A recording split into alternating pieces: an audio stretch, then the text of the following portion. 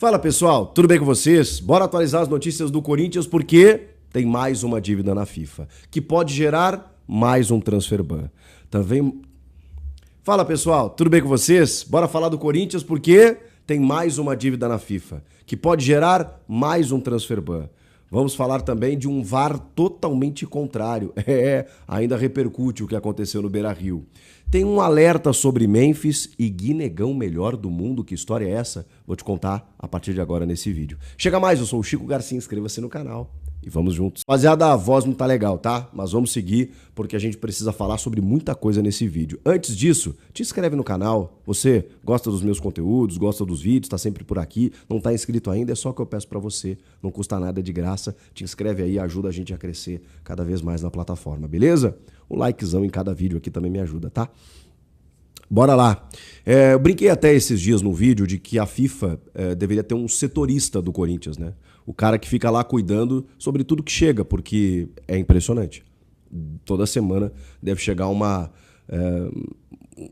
denúncia, né? Um processo por conta de uma dívida não paga. A última da vez, referente ao volante Charles. Corinthians não pagou a terceira e última das 3 parcelas envolvendo o jogador com o Midtjylland da Dinamarca. As 2 primeiras 400 mil euros, a terceira de 800 mil o Corinthians não pagou. Com multa e juros e uma série de circunstâncias, esse valor passou de 1 milhão de euros, o equivalente a pouco mais de 6 milhões de reais. A gente acha até pouco, né? Porque a do Félix Torres, que já gerou o transfer ban, é de 40 milhões, a do Matias Rojas mais 45, tem outros casos que podem gerar condenações ali na frente, que é do Maicon no Shakhtar, o Rodrigo Garro no Tajeres, e tem mais uma até que eu estou esquecendo. São 6 no total. E essa punição da FIFA, essa condenação para o Corinthians pagar esses 6 milhões, se o Corinthians não pagar, pode gerar mais uma sanção. Inclusive o Corinthians já recorreu ao CAS, que é a Corte Arbitral do Esporte, e aguarda uma definição, que provavelmente a gente sabe, né? Não deve ser favorável, né? O Corinthians vai argumentar o quê? Não pagou, né? Não pagou, pode ser que, enfim, talvez no juro ali, não sei se tem muito como negociar nesse sentido. É lamentável, é mais um que se soma, é mais uma notícia ruim, né? Que a gente tem administrativa envolvendo o Corinthians e os valores vão somando, né? Você já tem aí cerca de 100 milhões de reais que você precisa numa tacada só para poder respirar, para poder continuar devendo. E não vejo luz no fim do túnel financeiramente no Corinthians, honestamente, cara. Impressionante o que acontece. Vamos lá, vamos aguardar. Gente, eu queria falar com vocês também sobre ainda as repercussões do lance polêmico ocorrido no Beira-Rio, no pênalti marcado para o Inter.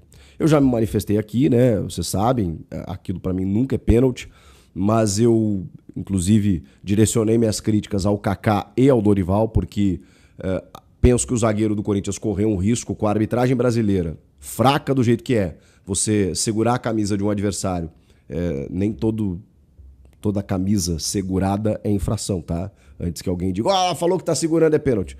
Não. Mas segurar, você assume um risco. Assume um risco porque os nossos árbitros são fracos. E eles investigam pênaltis, eles caçam pênaltis, né? Como caçou o VAR Gilberto Castro. Aliás, o que mais me chamou a atenção é que na conversa do áudio do VAR, tanto o árbitro de campo, o Rodrigo Pereira, quanto o árbitro de vídeo, o Gilberto Castro, eles entendem que não houve o pênalti. Até um determinado momento, até que eles mudam de ideia.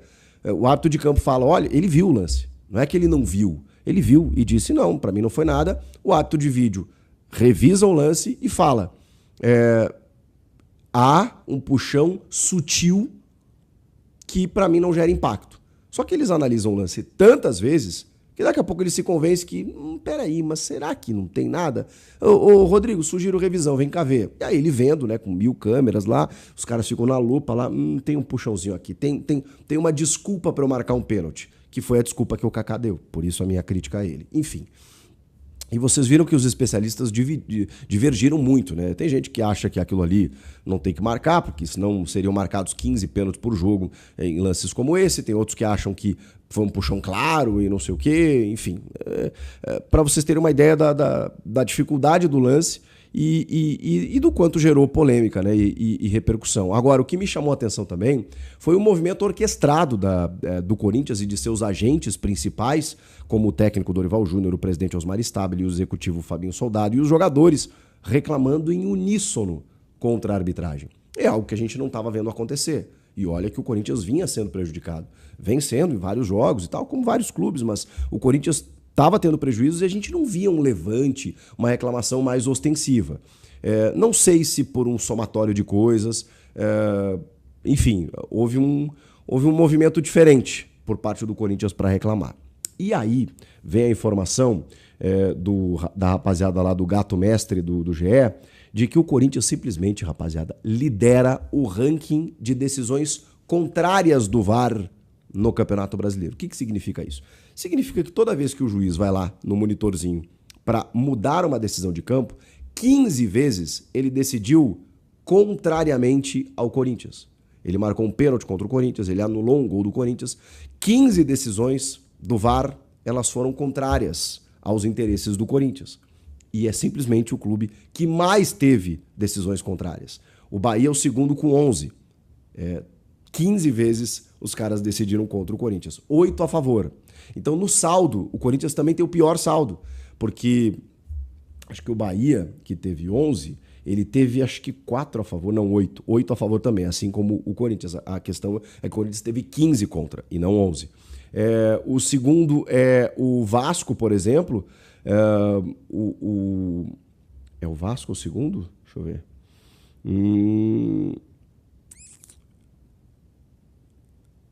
O Bahia tem 11. O Vasco tem o melhor saldo, porque ele teve 9 decisões a favor e só uma contrária. Então ele tem um saldo de 8. Tá bacana o Vasco. Mas enfim, tem essas questões. Eu não estou fazendo nenhum juízo de valor aqui, eu estou passando a informação de que o Corinthians lidera esse ranking de decisões modificadas pelo VAR contrárias. Pois foram 15 contra o Corinthians nesse Campeonato Brasileiro. Não deixa de chamar a atenção e ser curioso. Eu queria falar também nesse vídeo de que eu tô preocupado com o Memphis, cara. Tô preocupado com o Memphis Depay porque, assim, a assessoria de imprensa do Corinthians, ela informa que o jogador está em transição. O que é a transição? Ele saiu da fisioterapia e começa a ir pro gramado para fazer atividades, né, de forma individual, para daqui a pouco trabalhar com bola com os companheiros. E essa transição ela começou no início da semana. Existia até uma expectativa de daqui a pouco, até pelos desfalques, né, dele ser relacionado contra o Inter. Isso não aconteceu. Nós já estamos na sexta-feira. O Corinthians voltou de Porto Alegre e vem a informação de que ele é dúvida para o jogo, até porque o jogo é neste sábado contra o Mirassol. Só que no início de tudo isso, quando ele deixou o time do Corinthians, a informação é de que ele não tinha uma lesão configurada, ele tinha um edema, que é um inchaço, né, um desconforto ali e tal, mas não configurava uma lesão. Só que ele está ficando tanto tempo fora que já dá indícios de que talvez fosse uma lesão ou alguma coisa que a gente não tem acesso e não está sabendo. Porque o Memphis está demorando tanto tempo para voltar.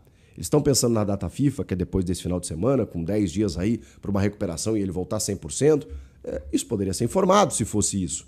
Mas sempre gera essa expectativa, né? Ele vai voltar contra o Flamengo? Não. Ele vai voltar contra o Inter? Não. Ele vai voltar contra o Mirassol? Dúvida. Sei lá. Para algo que não era uma lesão, eu acho que ele tá ficando muito tempo de fora. E eu não tô aqui querendo dizer que ele tá fazendo corpo mole ou que tem alguma coisa muito escabrosa, escondida. Não, não é isso. Eu só acho que tá estranho. E deve ter alguma coisa, enfim, que talvez até eu, como leigo na área da saúde, mesmo com experiência, acompanhando lesões de jogadores, não esteja percebendo. De que eu imaginei que ele fosse voltar mais cedo e tá difícil. E o Corinthians está precisando dele. Mas enfim. Na verdade, aí está o grande alento. A melhor coisa que aconteceu no Corinthians em 2025 chama-se Guinegão. O Guinegão é impressionante. Primeiro que ele tem carisma, né? Ele tem um molho. A comemoração dele é muito legal, cara. Ele faz o gol assim, sai correndo, dá um giro e para. E a molecadinha deve estar fazendo essa comemoração direto. 18 anos e números impressionantes. Além dos números, personalidade, presença de campo, sabe onde está, sabe jogar, inteligente para buscar jogo, combinar a jogada. Ele sempre dá opção para o parceiro que está com a bola, para o portador da bola, como os catedráticos dizem, né? Sempre dá opção. Ele sempre está livre, se desmarcando, brigando, disputando. E a finalização dele, né? A finalização dele. Eu falei aqui, esse gol de cabeça que ele fez contra o Inter, cara. Difícil, hein? O Mateuzinho meteu com a mão. Fato. Cruzamento maravilhoso no ponto futuro. Mas, cara, ele chega para acertar a bola de peixinho, tirando do zagueiro, tirando do goleiro no outro canto. Esse moleque é bom. E nos números, aí é palhaçada.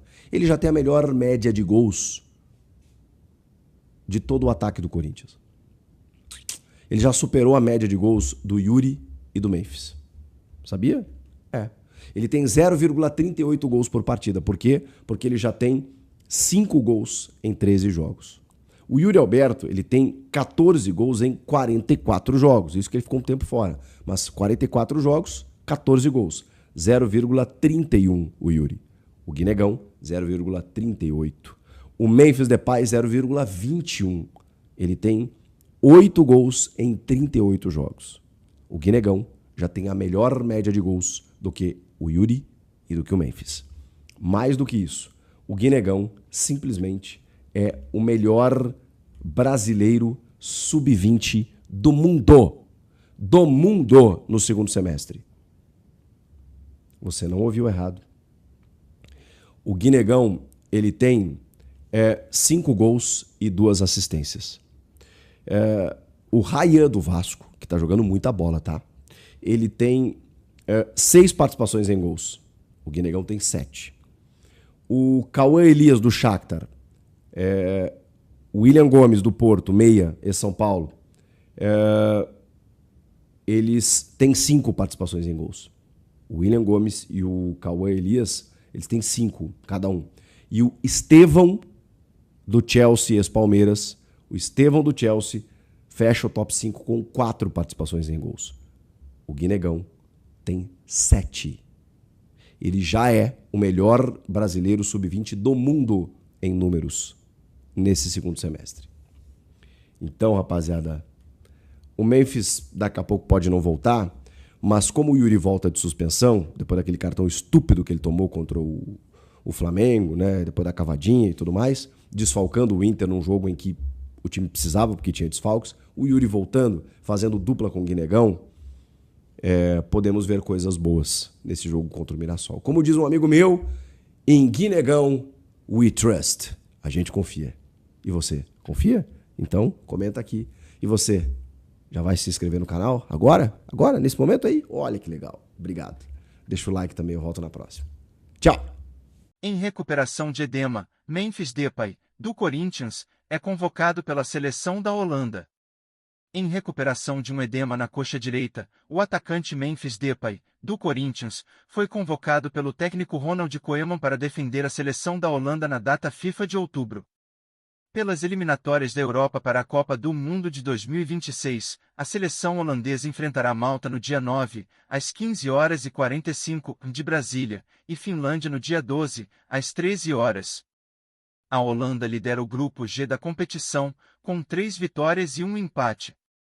Memphis está sem atuar pelo Corinthians desde o jogo da volta das quartas de final da Copa do Brasil, contra o Atlético PR, em 10 de setembro. Naquela partida, após retornar de compromissos na data FIFA, Memphis sentiu a coxa e precisou ser substituído minutos antes do intervalo. Ele teve diagnóstico com edema na região posterior da coxa direita. O atacante holandês já perdeu 4 jogos do Corinthians desde então e ainda é dúvida para enfrentar o Mirassol, neste sábado, às 21h, de Brasília, na Neoquímica Arena, em partida válida pela 27ª rodada do Campeonato Brasileiro. Ele está em fase de transição física e ainda não treinou com o elenco corintiano. O caso de Memphis vem sendo tratado com cautela pelo departamento médico, mesmo se tratando de um problema menor, que não chegou a ser uma lesão. Edema é um inchaço dos músculos. Depois da data FIFA, o Corinthians jogará contra o Santos, no dia 15, às 21h30, na Vila Belmiro, em um clássico em que já não contará com o goleiro Hugo Souza, convocado pela seleção brasileira.